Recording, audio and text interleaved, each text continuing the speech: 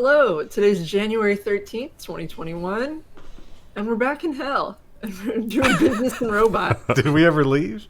I felt like we had like this brief period of like a week. The holidays? Between like Christmas and New Year's where it was like things were very calm and like everyone was kind of feeling okay, and then, Santa was like, here, we're going to give you $2,000. Oh, wait, did I say 2,000? I meant 600. Sorry. Did you guys get stimulated? Did you get your check? No. I got one. Really? Yeah, I did. Yeah, I got stimulated. That seems odd. Yeah, that's...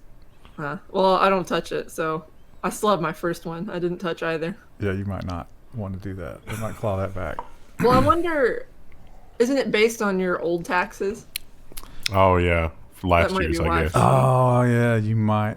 Yeah. You might have just... I wasn't a dink before. Double income, no kids. Well, oh, that's a cool acronym I didn't know. Yeah. Oh, you didn't know that? I love that term. I'm the king of that. Yeah. So, year before last, I was a tank. During the lockdown, this doesn't seem like odd behavior to us. It's just normal for us. Maybe had more time to do it. But the normies have adopted something that we love in massive numbers because they're stuck at home. More than half of Americans turn to video games during lockdown, and that habit is here to stay. Definitely, this has contributed to the component shortage that we've all enjoyed, in addition to manufacturing speed being somewhat affected by the global situation. It was, a lot of casual stuff leading the way. Obviously, this animal... What's the name of that game? Animal Crossing. Animal Crossing. Yeah. I guess it would be okay. I like Nintendo's like stuff, but they're just so ruthlessly evil that it's really hard to support them. So, and actually, we've looked at these. I had a lot of friends playing Animal Crossing in like the first like month or two of the pandemic. Like it was constantly, they were trading like onions or shallots or something all the time. Isn't it like Stardew Valley on steroids? Pretty much, yeah. No. And the currency is some sort of vegetable. I think it's way more casual than Stardew Valley. Oh. Which is saying something. But we've actually seen numbers about this before. This is a different poll. But I remember from the previous article, young people are definitely doing more of it, but it's the old people who are sticking their toes into the water. Yeah. So that's cool. Listen, if you're super old and you're all of a sudden into video games, get on Twitch. You're leaving money on the table. This is an interesting headline. We've seen constant headlines about the whole work from home situation. Some people love it. Some people hate it. And a lot of companies have already committed till the end of this year, haven't they? Yeah. So it's interesting that it seems like in such a short time, the world has kind of transitioned. Nearly 30% of working professionals would quit if they had to return to the office after the thing. I'm surprised the number's not larger. Really, I think this is like big talk while somebody's interviewing on the phone. But if it came down to it, that would be a way lower number. Like the job market right now is so rough. I would be afraid to do that kind of move. I think it's going to be somewhere in the middle. So it's like, you don't work from home constantly because there are some things that do make sense to like try to do in person. Like, okay, let's kick this off or whatever. But once you know what it is you need to do, for like the bulk of your stuff, like working wherever you want, it seems fine. They pointed out that some of the companies were kind of already starting that negotiation. And right now they were kind of landing on 3 days a week in the office. Yeah. Yeah. See, something like that is probably okay. I mean, think about some of the people that we worked with that were like, super anti remote work. And then when they were forced into remote work, they were like, oh, we're actually getting more done. And it's like, yeah, without, having 12 people that don't know how to do their jobs constantly interrupting you, being forced to learn how to do their jobs. It's amazing. Yeah.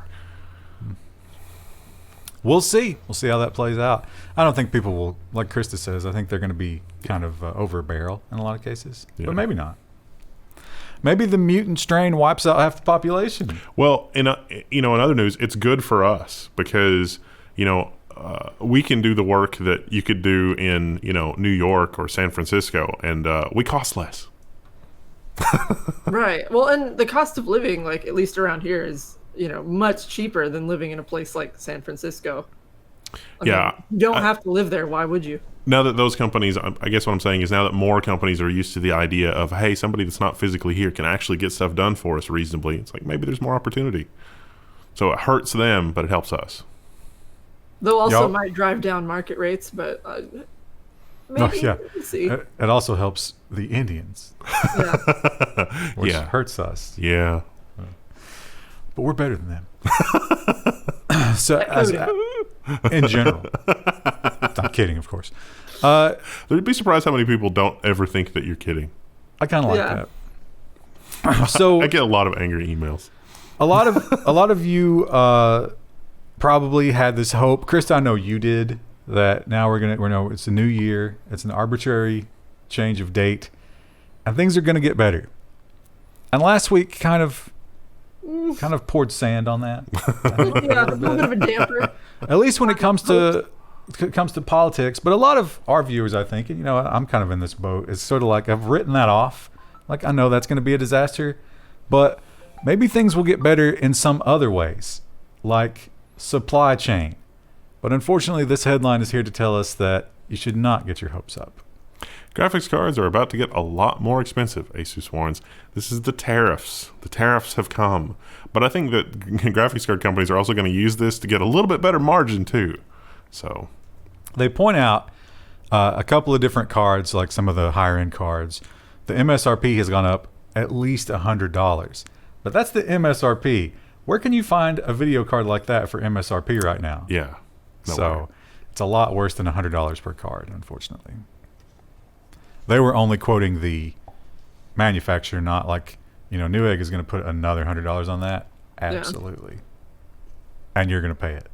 And the person who sells it again on eBay, you'll get way more money on top of that. But we might not just be getting the same old thing for our inflated prices. Perhaps AMD has some exciting new technology that's not really new technology, but it is an innovation that a certain other company never bothered with. AMD patent reveals hybrid CPU-FPGA design that could be enabled by Xilinx tech. Remember, AMD bought Xilinx? It was kind of an expensive purchase. The thing described here is a CPU that shares its registers with the FPGA componentry. So there's no expensive transfer involved, but moving data from CPU registers to the FPGA registers. So this is years off from a real product, probably. Intel has been saying for 6 years, hey, we're going to do something like this. They never did. AMD has a patent on it now, or have applied for a patent. I guess it's not been granted, but there you go. And this is more for like a data center type of deal than home desktops, but I'm sure eventually Yeah. we'll get it. So that's cool. If you can't shrink the transistors any further and you can't push the clock any further, then it makes sense you got to start exploring this kind of thing. Yeah, you got to start exploring anything. Yeah. Literally anything. And we got a couple of stories here that are really eye-opening. Now, I think certainly if you've watched this program, you had some level of awareness here. But my God, these numbers, they are hilarious. Yeah. Uber wasted $100 million on useless digital ad campaigns. So Uber was spending money on online ads to try to get people to install the app. And they wanted to, They wanted to block advertising on Breitbart. But then when they were looking in their analytics, they were seeing that they were getting clicks from there still. And so it was like an ad network of an ad network of an ad network was running their ads on Breitbart to get traffic. And so when they dug into the analytics, they discovered like how that was all interconnected. But then they also discovered like apps, installation of the app that they paid commission on. So like if you can entice someone to install the Uber app, they would be willing to pay a commission on that. It turned out that some of that was actually from malware on people's phones, not installing the app because that's pretty locked down, but just attributing when somebody installed the app of their own volition to have come from somewhere in the ad network. And it captured your search. If you search for Uber, it would click the ad, which is, I don't know why you would even gate that behind it. Also, Andrew Paul, you should quit your job. This is one of the most just propaganda-filled pieces of reporting I've ever seen. It's ridiculous. Somehow this was the right wing's fault. and Breitbart in particular caused this. No, it turns out ad fraud is equal opportunity thing. In fact, you might think that Uber is just bad at advertising and they just pick stupid places to put their ads, and maybe they do. Time for a new agency. They're in good company if that's true, because it turns out no one is really making much gains from advertising. When big brands stopped spending on digital ads, nothing happened. Why? This is a Forbes article. And this goes all the way back to 2018 when Unilever was like, let's put a pause on our digital spending. It turns out that a lot of digital spending doesn't really have any value to the brand. I mean, there's the old adage in advertising. It's like, half of my advertising is worthless. I just don't know which half. So, yeah. You see this big drop here? Well, you would think that would be like, oh God, we're done. We can't make any new sales. No, it was exactly the same. Yeah. Made no difference. They also, a lot of these companies discovered that when they looked at the analytics before they turned it off, it was all mobile clicks, which is, you remember those big banks of mobile phones in like China and Ukraine and stuff, and they're just like, okay, somebody's getting paid 20 cents an hour to sit there and click. Yeah. Well, that's what it was. And they did see a massive decrease in that traffic, but the sales just weren't affected at all. Yeah. Yeah, it turns out that sales or that kind of advertising is a great way to basically steal money from a larger company. And smaller companies, you might think, well, this is just, waste at a high level. No, they did some small businesses as well and found almost the exact same thing. You should, if you're into this kind of thing, and you should read that article first of all, but you should make your targeted ads insanely specific, because that will help you stay out of the click farms. It doesn't solve it, but it helps. No. A lot of clients, like, you tell them, like, they're like, how do we advertise? And like, or like they just don't understand. I'm like, you just need a good product, and like the best thing you can get is word of mouth. And they're like, no, can't I just like throw ads up everywhere? And I'm like, that might not be the best use of your time. Or we got 1 million hits on the website. How many sales did you get? 3. Yeah. Yeah, but Krista, what you're saying is true, but then enter the Amazon review system into that equation. Right. That is word of mouth. That is 100% fake. Or the influencer market, where it's like, the person is just being paid to say nice things. So. It's like, hey guys, we want to build an online community. It's like, great, I've got just the thing for that. It's like, no, we just want user accounts. We want 2 million user accounts. And it's like, you're paying a lot of money for not a lot of engagement here. I mean, this doesn't seem like it's really effective. And they're like, oh crap, where's their engagement? Well, you got 2 million user accounts. But you gotta develop content for that platform and like engage with the community. And they're like, we don't want to do that though. Yeah, they might say something bad. It's almost like you two are speaking from experience. We do work in the industry in a tangential way. Now, we talked a little bit in the last episode about the Google nutrition labels, and those are here, and they are already causing a stir. And we'll talk a little bit more about that later. But first, let's talk about Google, because it's kind of weird. I'm sure it's a complete coincidence. I'm sure this has nothing to do with the thing that Apple Total did. coincidence, yes. But ever since the day that Apple turned this on, Google has not done a specific action. Google iOS apps have not been updated in weeks. Could it possibly be that Apple's privacy labels are the reason? Because the next update, when you install those applications, you're going to get a pop-up, and it's like, hey, you're sharing this app stuff with Google. And that is the rule. You actually don't have to fill them out until you send the update. Until that point, you will see this on your Google apps. And that's not quite as scary, is it? So, all right, let's under over right now. That was on the 8th. Today is the 13th. How many days can they go?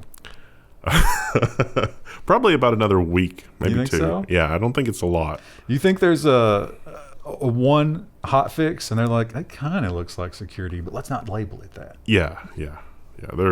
They're I think the more I'm very surprised that we haven't seen Google sort of pivot a little bit, not do an about face, but do a pivot with this kind of thing to say, all of these other companies and all of these leaks in the data and stuff, they're not handling your private information correctly. Let us handle your private information correctly, and sort of pivot to that kind of messaging. I'm really surprised they haven't started to do that with their apps. But Apple controls the narrative in this case. Well, Apple controls the narrative as far as the pop-up goes, but Google can provide perhaps a reasonably convincing way to the normal user that's like, oh yeah, I would like Google to protect all of my information. But okay, average Apple user, how many of them read that and say, oh, I must investigate further? Very few. Right? Yeah. 0. So, but they could still news blitz it. I'm sure that there's a war chest somewhere that's waiting to be unleashed. Google is having a bad time with the ad stuff and the privacy stuff. These are all stories that are really, really going to affect Google in a negative way. I mean, the nutrition labels and the fraud stuff. I would not want to be part of the, planning team. The global collapse of the online advertising for the fraud and grift that it is. It's going to be fantastic if it happens, but that is not the only place where Google is having problems that they've never had before. Tension is mounting with the Google workforce because they voted to unionize. So this is going to happen over 2021, and oh boy, the executive team, not happy. Now, the amazing thing about this is that the union has announced it doesn't matter to them if you are a full employee or a contractor.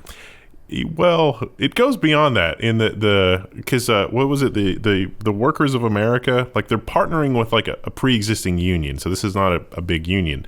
And those union people said, like the conversation that came out of that was, wait a minute, Google's been using this employee classification thing to avoid giving contractors benefits and stuff. Let's fix that as a union. Now, Google is not at the table at this point. They don't really acknowledge this union, and there is no agreement for collective bargaining. But I wonder how long they can hold out. Not very long. They don't have very many members yet, but I think this will snowball. Yes. Probably. Yeah. Yeah, there's probably, I imagine the level of internal employee communication monitoring has skyrocketed at Google. We need a loyal company man that's in charge of this monitoring, panopticon that we're setting up. Come on now. And maybe a little good news, especially if you are suddenly dealing with having happy screen and sad screen in the same home. You might not have to fish any wires to get decent speeds. Wi-Fi's biggest upgrade in decades is starting to arrive. Wi-Fi 6E devices are now being certified. So Wi-Fi 6E adds on Wi-Fi 6 by just having more bandwidth and more radios and more spectrum and more everything. At appropriately 6 gigahertz. 6, now Wi-Fi 6 is not Wi-Fi 6E. Yes. And many commercial routers or home routers, like consumer electronics, they don't even have 6 yet. No. So you're really going to have to shop around. Also, most of your devices don't yet have 6E. I didn't. I set up Wi-Fi 6, not E, at the new place, and my old place didn't have it. And the improvement from not Wi-Fi 6 to Wi-Fi 6, kind of shocking. So 6E is going to be like exciting. Yeah, it's way faster. This article mentions CES as well. And Wendell, do you know, is Computex happening? Computex is on as of right now. CES is on too, which surprised me. But is CES in person though? No, CES is not in person. No. Oh, okay. That makes more sense. Yeah. So one of the things I would say maybe the biggest joke for me in 2020, and I think once we looked at the numbers for everybody, was the foldable phones. Have you ever seen a person just walking around with a foldable phone? No. I take that back. No. I have seen a couple of people with the Surface Duo, which is not a foldable screen. That's not a phone, though. Well, it kind of is. Does it have a radio in it? Yeah. Was it like doesn't have like a speaker and a microphone, does it? Yeah, it does. You can you're holding it up? Yeah, you can use it as a phone. It's just like a phablet. Well, how about the Samsung? No, I haven't seen anybody with the Samsung. See, the Surface Duo doesn't have a foldable screen. I haven't seen a foldable screen in the wild. Oh, okay. Well, I'm talking about foldable. How about you, Krista? The Surface Duo is dual screen. I haven't seen hardly anyone this year, so. Well, I don't know. Maybe there's some, like market research that we're not privy to because the big company is going forward with it. Apple has purportedly asked Foxconn to create 2 foldable iPhone prototype shells. Now, it sounded like, from this article, I think, unless I misread it, that this was dual screen, not foldable screen. No, they have each of them. Oh, okay. They also have a geared hinge for fold in either direction. Ooh, interesting. Yeah. Now, I really wonder why nobody has patented the design where like the screen is on a scroll. And so like you grab the sides of the phone and you just pull it to pull wider and the screen gets wider. What's the use case for that? I think that electronically it's easier to manage that. Yeah, but I mean, it's a circle. You No. Put that in your pocket, or No, it's just like a regular phone shape, but it's on slides. Oh, I so see you what can you're just saying. grab it and make it wider. So, but the problem is you're going to have that skeletal structure in the middle that's going to be really easy to break. Like kind of squishy. Yeah. My mental image of that, for some reason, at first was silly putty, but it was like a screen. No, I think having the screen roll up like that at the edges and the middle never changes. I think that would be easier from an engineering standpoint than the one that folds. Didn't they do a TV? That was that. Oh yeah, they have a roll up TV. Yeah, where it's just like a little thing and then it slides up out of the thing. Yeah. I don't know. That still seems like a gimmick. A little bit, yeah. Yeah. And as I'm sure most of you are already aware, especially the ones of you who are always angry about what we say about him, Mr. Musk has crossed over. He is now number one. Elon Musk is now the richest person beyond Jeff Bezos, but it has to do with stock valuation, though. Does that really count? Well, most of Bezos is from the stock, too. Yeah, Yeah. that's true. Although they did have to point out, if not for Miss McKinsey taking a big chunk, he would still be number one.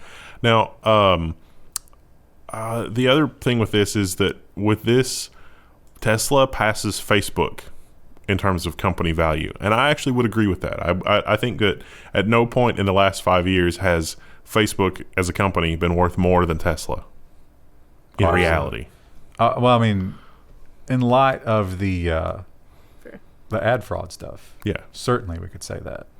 But Yeah, Tesla is in a massive bubble. They might both be, but Tesla for sure. What, Kristen? But Tesla also sells a physical product, so like, Yeah. like there is at least something there. It's not just like word of mouth, exposure, like, which is kind of what Facebook is. They've got some patents on technology. They've got some interesting, researchers, PhDs. Facebook, It might disintegrate if you drive through standing water, but it is a high demand product. We can't argue with that. whereas Facebook can destabilize democracies around the world. And destroy your mental health. And a marriage. You can destroy your marriage too. It's really good at that. Well, speaking of Facebook, they have a new product, but it's interesting because they made some promises about this product previously, and this doesn't look anything like those promises. No. I can't read the headline, but it's Facebook. It's about Facebook and their augmented reality glasses. They've got some news regarding those. One, they're not augmented reality. And two, they're coming in 2021. They're going to be digital glasses, and they don't want to say anything more than that. And it seems like someone pressed them and they're like, okay, if these are not augmented reality, what exactly are we going to do with these? And the only example he gave was, well, what if your child or your pet is doing something really cute? By the time you run and get the camera, they won't be doing it anymore. But this takes that out of the equation. So it's just you wear glasses that record everything all the time. Right. Nice. Because what if you missed that perfect cat video, and that's all that matters is going viral on YouTube. Yes. You should trade your privacy for better cat videos. I mean, some of those Twitch streams out of the Capitol were basically that, and that's a dark feature that does not need to be cataloged and stored somewhere. There were no cats in the Capitol.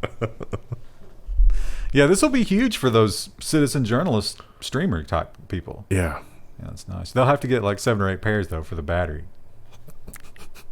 Well, that and when they lob a rubber bullet at your face. That's right. Maybe they can get some that are safety glass too. Safety glasses might be a better sell here, yeah.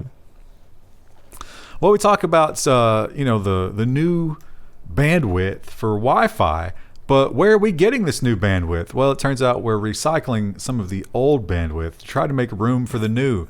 But unfortunately, a lot of product makers never assumed this day would come, even though we all knew it would eventually. Verizon indefinitely delays 3G network shutdown.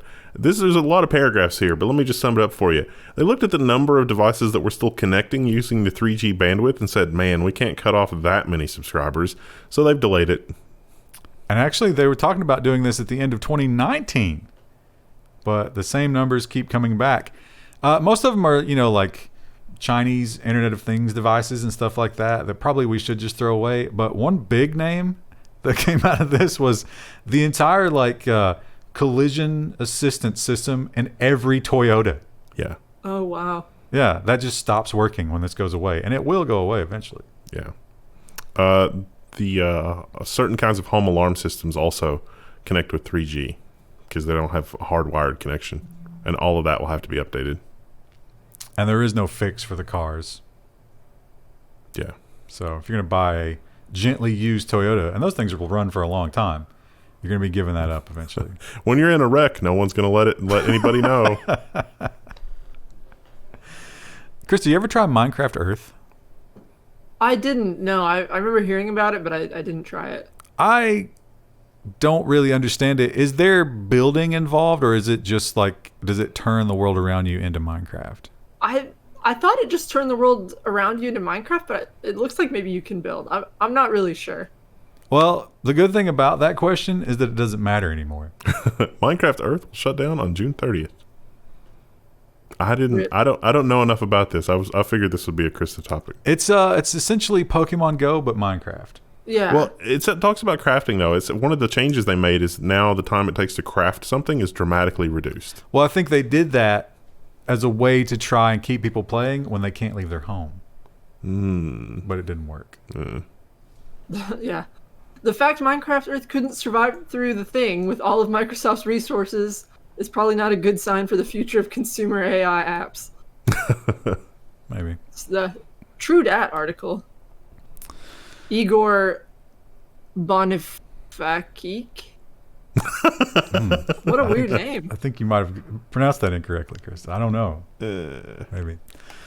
Well, certainly we've been spoiled with choice when it came to streaming services this year because everybody rushed to get theirs out to take full advantage of everybody being locked in their homes.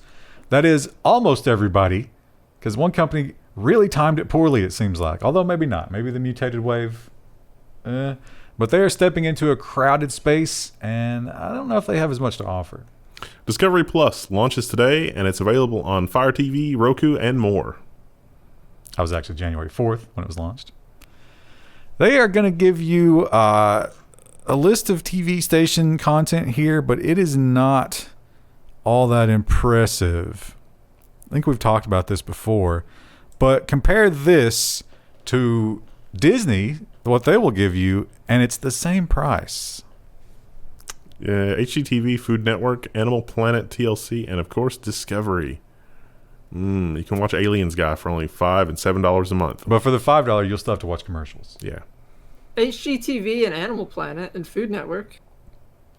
It's not so bad. I don't think I'd pay for it, but yeah, that's $5 every or $7 every month for that, Krista. You're not paying that. Yeah. Although we are probably paying like a similar amount to that on our cable bill. Yeah. This is ridiculous. This is everyone's reminder, if you're into that, like those kind of shows and stuff that are supposed to be semi-educational, that Les Stroud has made all of his stuff free on YouTube.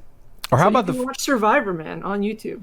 But how about the fact that there are people on YouTube doing way better content about all that stuff? Yeah. Yeah. And it doesn't have like the stupid reality show scripting and fake stuff, and it's just way better. Yeah, I went deep down the rabbit hole with Babish, the guy who does all like the cooking channel stuff, and I was like, this is way better than anything on Food Network right now. There are archaeologists that can't work in the field that have YouTube channels, and it's like, here's this thing I brought back from this dig, and this is why it's significant. And it's like, this is amazing. I don't support Babish anymore because he gave that one girl a job who destroyed Bon Appetit.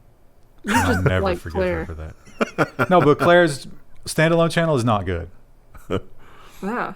So She maybe you didn't needs- like Claire. Maybe you just liked the No. shiny facade of... I like Claire, but I like it when Claire is in distress. And she needs that challenge. When she was trying to make those commercial those pastries, foods, yeah. that was peak Claire right there. But now she's doing her own recipes, and you don't get. I mean, she still screws up a little bit sometimes, and that's nice, but it's just not the same. We've been doing articles about this particular topic for several weeks now, actually longer than that. And every week it is woefully out of date by the time we talk about it because it's moving fast. Ether soars above $1,000 US as Bitcoin sets another record. The value of all cryptocurrencies in circulation is more than 850 billion. I don't remember what that record was, but we have surpassed that. I think we peaked around 43,000 for Bitcoin. Yeah, we don't have there's nothing that's running, but I figured up the electricity costs the other day. We could be making about $3,000 a month with stuff that's just sitting idle right now. But I don't. That's not including. That's a guesstimation of electricity taken out, but I don't have real numbers. But you'd have to use a pool. Are you factoring the pool cost into it and the diminished returns that you're going to get from that? No, but the pool shouldn't be that much. Well, it sounds like a project we need to get in on. Yeah, it's amazing. I am far too terrified to sell at this point. I know I'll if it goes to 1 million, yeah. JP Morgan actually said it was going to 146K. That was their peg. I might sell it for 146K. I feel like if things continue the way they've kind of been continuing, I think you'll definitely see that number go up.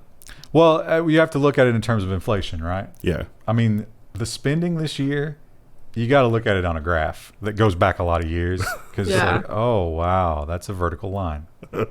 What happened there? The inflation definitely seems real because like just basic things are dramatically more expensive than they were just a couple of years ago. Like houses, Krista. I know. Dramatically more expensive. Did we talk about that on this? I think we talked about it on the stream. Did we talk about what? On a house. Yeah. Oh, right, yeah. Yeah. Yeah. Woo. But you don't have anything to report yet. I mean, everything's going pretty well so far, but we don't have the inspection until Monday, so I won't know for sure if we're going to get it until they accepted, but we don't know if we accept until we get the home inspection done. You'll probably have at least a couple things to ask them to fix before that, so there'll be a negotiation still. Yeah. But yeah, good news. You may see some gardening content if I get a house that has a yard, so...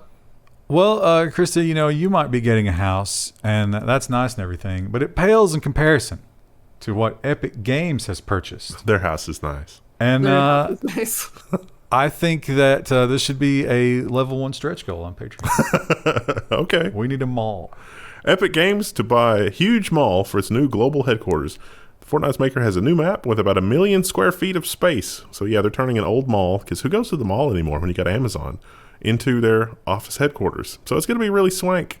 I wonder if they're going to keep the fountains and water noise. And I kind of doubt it because they're not even planning on having this. They're not even moving into like 2023. It's going to be a total renovation. Oh, wow. They're going to keep the neon lights and like the soft 80s music. And it's totally empty, but you can still smell the pretzels. I was just going to say, you got to keep the pretzels and the cinnamon buns, right? Yeah. Just have those carts moving around. Well, when you have that many employees in one place, I mean, it probably would make sense to have a food court. I mean, Microsoft's food court was pretty swank. Oh, I'm sure they'll have a... But for that gang of workers, I don't think that you can just give them like, a Chick-fil-A and a Panda Express anymore. I think they want like, hipster healthy food. We'll just do like Google then and hire a couple of private chefs that just are running a buffet the entire time. That could work. No, I don't think that they gave us... We have this is the one I was going to cut because we've talked about this before. Yeah, there's nothing useful here. And they have not given us any new details. They're just, for whatever reason, running this headline again. Yeah, Microsoft is planning a sweeping new visual rejuvenation of Windows. It's not even on the insider ring. I looked. But the one thing, this stock photography reminded me that I need to try to get a Surface Studio PC on eBay when they're not overly inflated prices because they have a nice display. They're only quad cores. But if I can get one on eBay for like $200, I'll do it. But that's coming. I'm sure that people will be very angry about it. And they'll be more dependent on their Microsoft operating system than ever because they're working from home and they're like, doing calls and stuff. And it's like, have you guys, I'm sure you've seen it, but I don't know if you've ever taken notice of it. What they've done to the search bar in Outlook. Yeah, it's just at the top now. What is that? Yeah. It took me 10 minutes to find it. And then when I found it, I was like, who did this? Yeah, I didn't like it. Along with that update, I know on one of the machines that I run, I noticed they rejiggered the way that the Windows search indexer thing worked. and it filled a 500 gigabyte hard disk with like it was trying to index something it couldn't, and so it just kept making orphan entries, and then the hard drive filled up. And it was Windows Search Indexer. I was like, oh, yeah, great. Thanks, Windows. Because you use Windows Search so often. Yeah. It's so effective. It's like, I want to click on the start menu and see my emails when I type something in. That's exactly what I want, Microsoft. That's right. I imagine we'll be seeing more of that with the redesign. Well, moving on to robot. Now, one of the big bones of contention with Tesla is the self-driving update. Because here's the thing, it doesn't drive itself correctly. It's a driver assist, really. It really is, but they insist on calling it that, even though, remember the controversy? Yeah. Where it was like, dude, we're going to sue you if you don't stop doing this. The National Highway Traffic Safety people were like, you probably should call it something else. And Elon Musk was like, no. No, we're going to call it. Do you know who I am? I'm the world's richest man. But his competitors are maybe taking a more cautionary approach. Waymo is shelving the self-driving term for the technology that to shore up safety, and then it will label its technology as fully autonomous to create a distinction between how its systems will work. Except fully autonomous also kind of implies that it doesn't require input from a human. But, Krista, I know plenty of humans who are fully autonomous and cannot drive. True.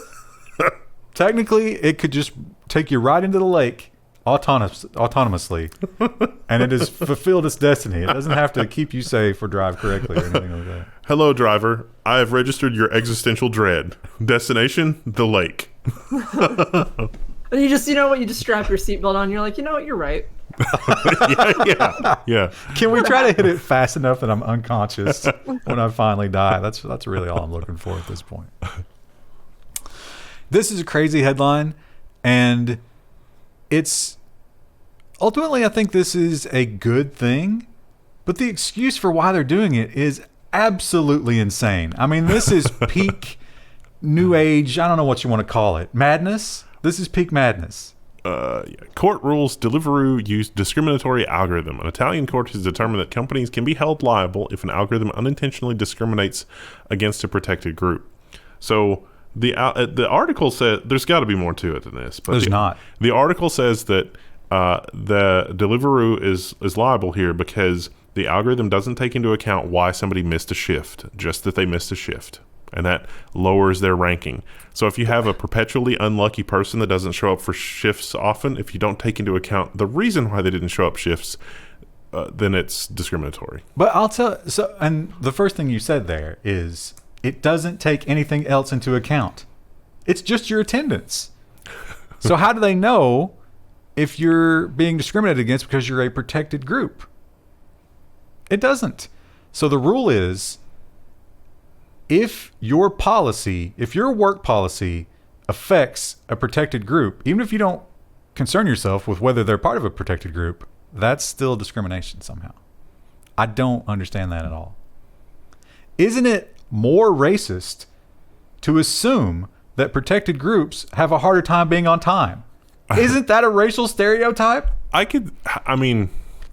Yeah, that's why I say there's got to be more. There's got to be more to it. I could see if somebody has like a physical disability and it's like, oh, you have problems lifting. Every time we ask you to lift a 50-pound box, you have trouble doing that. It's like, okay, when you hired the person, you should maybe take into account the fact that they can't lift a 50-pound box and then offer them a job. Well, I'm thinking of the reality of, like, say you're a delivery driver and then you get pregnant and then it's like you're out for prenatal care, or you're actually having the baby at the hospital. Will you get pinged for that?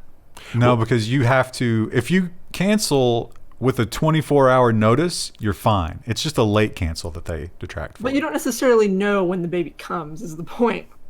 Yeah. With other appointments, you probably would, but like, you know what? The baby's here. Like, I can't just walk out of the hospital to complete my deliveries. Maybe at 8 months and 2 weeks, you just plan for that. Yeah, I'm all for supporting the pregnant women, but come on. It shouldn't, as long as it's not like a fatal thing either. I mean, if you're dinged a little bit because, let's say that you're at 8 weeks and you're planning that for 8 weeks and 2 months, but it comes a little early. It's like you're on your shift and it's like, oh no, something has happened. I need to go now. And you get dinged a little bit for that, but otherwise your record is spotless. That seems like that would be okay. 8 weeks. Are you having kittens? Or 8 months. Sorry. No, kittens get to stay with their mothers longer than infants do in this country. But if it's like, you know, I keep not canceling that I have to come to work, you know, right before my shift like 5 times, even though I'm pregnant, that shouldn't be an excuse. Right. And, well, almost nothing should, because, I mean, I could see that happening, you know, 3-4 times a year. Yeah. But I think to destroy your score to this effect, you have to do it a lot. Yeah. Bob's just unlucky. You can't discriminate against unlucky. Now, there could be, for sure, especially for a car that you're abusing that much, there's going to be car issues. Yeah. So you have to allow for some of that. But that has nothing to do with protected class. Well, again, that might weed out somebody, though. It's like you hired somebody to do the job and they don't have a reliable car. Is it okay to discriminate against them for that? Every job interview that I ever went to when I was young, one of the questions they asked me was, do you have a reliable car? Yeah. And it's a thing I don't know if they're allowed to do that anymore, but anyway, it's ridiculous. But it's the law now, and I'm sure it's going to catch on more and more places. So I don't know what you do if you're an employer. Shoot yourself. We have now. It's not Chang'e. I think it's Chang'e. Did someone correct us? Because They did, yeah. But I don't. But I still don't know how to pronounce the E. But anyway, We'll try Chang'e. whatever it's called, it's We've been this. saying it wrong. It's this robot that was collecting some space dust, and it came back. But unlike our space program, which just dumps them in the ocean, they dump them someplace else. And getting to it was a bit of a challenge. To help trudge through the snow, the Chang'e recovery team wore a powered exoskeletons. So, yeah, exosuits to go collect the samples. Woo! Pretty cool. I would like more news about the samples, especially like the aluminum foil looking thing in the sample. Was that confirmed aluminum foil? It was a candy bar wrapper. If it was some sort of alien candy bar wrapper, that would be amazing. Inquiring minds want to know. Now, they didn't actually power these for the worst part because it was so cold, the lithium batteries might be destroyed by that. But they still help without powered motors, which is interesting. The springs and stuff, yeah. I guess. Yeah. Energy conservation. So they were able to. They didn't use these to actually like haul out the space dust. They used it to set up the communication center. So like all the heavy communication equipment had to be walked to the location. Wouldn't mind having one of those, just to help me carry the cats around. Just to have them. Yeah. And we love to throw up some, like somewhat ridiculous robots on here and take a look at them. And this one, I mean, it's not a bad robot project, but it was designed to be poor. Robotic Melodica student is enthusiastic, but terrible. Yeah, that's just a wheel that rolls over the keyboard. It sounds like what you imagine. It attempts to play along with music tutorials on YouTube. That's its talent. But they have a nice little how-to on how to build it if you would like to make your own. They also have this one, which is a little more advanced. You could build that and, when things return to normal, you could put it outside a coworker you didn't like's office. I think it would be easy to destroy. Pretty sure that the UN considers that torture, Kristen. And our final story, an amazing new artificial intelligence. And this is based on the GPT-3. Is it GPT, GTP? GPT-3. And I'm pretty sure that AI Dungeon is based on GPT-3. And oh my God, I can't wait for you guys to experience AI Dungeon. It can't be because the algorithm is not public. It's only a service. No, this is a cloud service. Oh, okay. It's like an arcade machine. It depends on how much credit you buy, but every time you hit the AI and have it write more of the story, it costs you a penny. All right. But it's worth it. Oh, it's so good. We're going to stream that eventually. Anyway, this is a similar type of thing. Now, what I'm talking about, AI Dungeon, is all about text, and it writes the story. So you just give it little snippets of prompts and stuff, and it's like a tabletop. It's like a dungeon master, an AI dungeon master. Yeah. So these guys took that and they were like, this is really good at that. But what if we interpreted that text, and instead of giving them more text, we did this? A new AI model draws images from text. So this is where they typed in something like, an anthropomorphic radish walking a dog. And it's pretty good. Wearing a tutu. Like, there were multiple clauses there, and it got him. I like the Skynet soup can. And, yeah, that's really cool. Now, unfortunately, like Wendell was saying, you don't get to play with this right now. Oh. But maybe someday. Another replacement for the creative professional. Rip. Yeah. We are, I don't know how many years away from it we are, but we're going to hit a world where they managed to build a version of this thing and put it into, like a cyberpunk. And it's going to just be incredible. I want to build a version of this that's like, the WordPress-o-matic, like bad WordPress website creator. And you go to the website, it's like, I want a WordPress website that really pops. And it just generates like the most just garish, terrible thing ever. It's like, oh, this is amazing. How did you do this? It's like, no. That would probably be a huge challenge of teaching an AI bad design. Yeah. Because it would want to be efficient. All right, well, that's all we've got for that one. Nonsense? We have more nonsense than we've ever had the entire year. What's left? It's only one. Social. It's only been like a week of this year. Social and nonsense. See you Friday. Bye.